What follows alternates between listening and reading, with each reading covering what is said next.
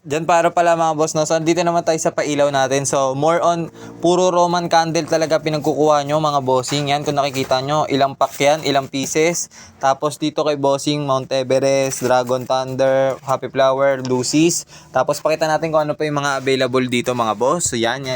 So, unahin natin dito, 100 shots mga boss, Pyro Palette available pa rin. Last 5 pieces tayo nito. So, kuhain nyo na. So, tapos dito naman tayo sa 3 minutes fountain mga boss.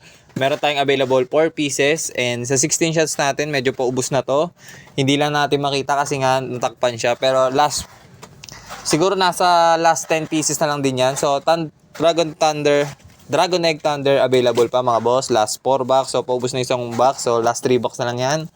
Happy Flower mga boss, available pa 5 box. So medyo paubos na rin yung 1 box. So last 4 box na lang tayo dyan. Roman Candle, available na lang natin is 30 shots na lang. Naubos na po yung 40 shots natin. So wala na rin tayo makuha ng 40 shots. So ito na lang available natin, 30 shots.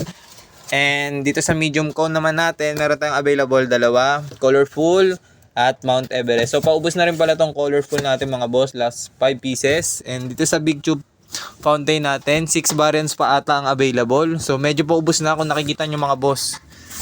Nung una, punong-puno yung box na yan. So medyo nabawasan na yan.